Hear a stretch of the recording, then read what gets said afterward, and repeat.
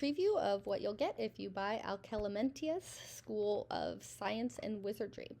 Okay, so first week, starting the class items, we have acceptance letters. I like to have them waiting on their desks for them. If possible, I give you information on everything on like how I do it and set it. You just put their name and the date and sign your name, or you can just put your name as a signature and type it there so you have less things to do. And then just leave the name only blank. We've got blank letterhead. We've got an envelope where you just cut it out and then fold it there in the creases and use like 2 pieces of tape to assemble it. We have a supplies and equipment list. There's envelope seals that look like wax seals, and I have them set up to turn them into stickers there that you can use to seal the envelopes. The more buy-in you have, I found the more buy-in they have and the more magical it is. I have the daily spell energy tracker for you. This is like the heart of everything, where I keep track of stuff throughout the week for the concept. I also used to keep track of like attendance, so I have them sorted by their house here, their names, and then I keep track of how much spell energy, or if they're tardy or absent, and the dates, and then I add up the spell energy at the end here to a total column, and then I use that to transfer it over to the spell energy tracker really easily. I also keep track of any house points they earn down here. You can pause this if you want to read about any of this other stuff. Then house sorting info. One of the first things they do is do the wizard registration form. So they go to 16 personalities. They get their Myers-Briggs through doing that quiz. Then they will fill out the wizard registration. We're 1-to-1, so I do a Google form and I provide that to you. You can delete anything that you don't want to ask or doesn't make sense for you. There's a place for them to select which personality type they are. Tons of questions for them to answer for you to get to know them, and I like to look back on them later if I'm struggling to connect with a student. I have information on them to see if I can't find somewhere that we connect. And here is the printed version where you can change this to have whatever questions you want and then download them as a PDF, combine them, and print them. And this is how I sort them based on personality type, but sometimes that doesn't always work out. You have too much of too many, and then I look back at the Google form to decide where I think they could fit in and belong. And then I do like a sorting ceremony, but you don't have to do that. You can just tell them where they're at if you want, but you can make a big deal of it too if you want. And then we have miscellaneous things. There's information about trophies and the house cup, and what they get and how I decorate things, and what I do that's extra that of course you don't have to do. You can do the bare minimum. That's what I like about this. I give you ways to be really extra about it, but also to just standardize do it. And we have different textbook covers that you can edit as Google Drawings if you don't like any of the standard ones and change them. We have an editable Google Classroom banner. You can change the color of this to match up with each class period on Google Classroom if you want, if that's what you use. We have house banners for decoration. I print off the single-sided ones and hang them around the room as part of my decoration. The double-sided document that I give you, there it is for printing them off double-sided, and I laminate them, and then I like punch a hole in the top and use some yarn and a paper clip to hang them across my ceiling tiles. And I do that at the last day of school on like finals so that they can see to celebrate who won. If you want, I've only ever had to cut out like 2 or 3 sets so far in like a couple years because the same ones keep winning. And then I gave you flags where you can roll this up onto a wooden dowel and staple it and have flag decorations. I take a styrofoam ball, cut it in half so it sits flat, and then I stab them into the styrofoam ball, one on each side. And that's like a cool decoration that I have around, and you can put it on their tables. For house points, you can do a physical display like I do in my classes. But if you want a lower effort one, you can do a digital display like this. I explain how to do it. But the digital one, I give you a Google drawing. You can just have them all blank like that and then just put new numbers in and then download it as an image and set it as the background here. Or I give you images of all of the colors jars slowly filling up. You could be a little more high effort and put those into them based on how many points they have and change it. And then I just have this set, and then you take that picture and set it as the background. But then I just have this set up where it's a view-only material on Google Classroom for them, where they can just view it but not edit it, of course. And then here's an example of how I have all the jars slowly filling up, and you get all the colors. Then we have wands. There's a wand selection PowerPoint. On the wizard registration, there's a place for them to put what wand number they want, and then I just copy and paste the image onto the spell energy tracker and crop it so that it's underneath their name, their wand is. And you can make them have to earn the wand first by having a certain amount of spell energy, or they can have it right away, whichever you want to do. And then the yearbook is just like a little extra option because I'm nostalgic, where I put their pictures in from the grading portal and then keep it in like a little report type folder for each semester of all my classes, so I can see and look back on it for fun.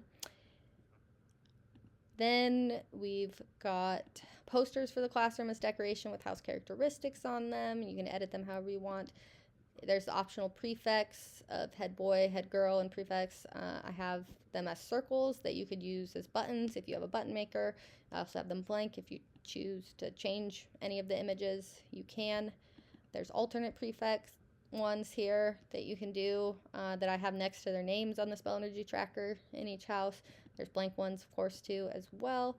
Then you could choose to do head boy, head girl, head student at the end of the semester. Maybe you just want one per class. You want to do head student, or you want to avoid pronouns. You could just do that. And you could also change it to like top student if you want to reflect that. But there's one for like every house. And then we have the school and house logos. You've got the house crests in color there. I have blank versions as well. You get the house names in the different secondary colors. You get the house symbols in black, as well as metallics. You get the school crests in black in like 4 different options, where it's completely filled out, where it has a blank banner so you can put your own saying, where it has the banner filled in but blank there so you can do your own symbols, and then just completely blank. And we have the same options for all those with color. A metallic as well, of just the full ones. And then we got the syllabus. You get the syllabus background as well as the editable syllabus link, which has all the words in it, and you just have to input your own classroom policies and information to make it easy. History of science and wizardry. This is just like a daily question that I give them at the beginning of class. It gives them an opportunity to earn some spell energy depending on how well they answer it. I use it either to review previous things or introduce a new topic, and while they're doing that, I often take attendance, check to make sure phones aren't out and that they're in their pockets, that sort of thing. For potions, this is what I use for project templates. Okay, there's 2-page templates I give you. You can put them all in here in one place if you want. I tell you what you can write in the different places for your project information. You can just kind of import your already made projects. And rubric, I give you like a general one that you can use and change however you want. Then we have practical scientific knowledge, and that is the note guide here. And there's places for you to put all the pages there. And then we have a title slide template. I also give you the PowerPoint template for it. I give you a title slide template and the PowerPoint slide template. You could just save this as an image, a blank image, and put it as the background of your already made slide deck. The note guide page here template, I just import. I do closed notes, so I import all of the words and adjust them to fit there, and then I just download it as an image, and then I will set the image as the background on here, and then I'll just draw a little text box on the blanks so they can type in the blanks there. And then I just have it for the whole semester already set up and move it around on Google Classroom. I also print a few copies for students who want that. Then we have the specs template. Okay, you can input or import all your questions into this already made template, or probably the easier idea is going to be to just download this image. You can change this color here to reflect different units or different class periods, whatever you want to do. It's easier to just go customize theme and then choose image or whatever, and then click upload and just upload the image of that, and it'll be there, and you can choose different colors there. And it stands for Simply Pretty Easy Checks of Knowledge. It could be for tests and quizzes, however you want to do it. And then we have Sensible Spells. Okay, this is the spell book. with all the different spells they can cast. I also give you a Canva template to creating a poster for the spells. You can delete and rearrange them, ones that you don't want to use, or add new ones. And then also the individual pages so that you can change these. You could change the name of it or what it does or how much spell energy it costs. You can delete these outright if you want some of them that you either don't have the ability to provide or don't want to provide it. You can make it as low effort as you want. You can add new ones. Whatever you want to do is fine. But I give you all the possibilities for it. And then we have Spell Energy Tracker. These are the template pages if you need to change them at all. And then this is what I post for each class period. And I change each week with that daily Spell Energy Tracker things. I put how much spell energy they have. They have their name. They have their wand underneath it for each house on here. And then that's a view-only material on Google Classroom, so that they can look at it at any point they want and then access the spell book on Google Classroom as well to decide which spells they want to cast. And lastly, we have the transmutation, which is like homework for me or in-class activities. This is what I use for that. You could have them all in one contained online notebook if you want, or do them one at a time. And I just put my title of my homework, my directions, my questions, or whatever on there. And I have a unit header template if you want to put the name of the unit to like divide them out in here. If you have all of them in here to make it easier for students to say what is due which unit.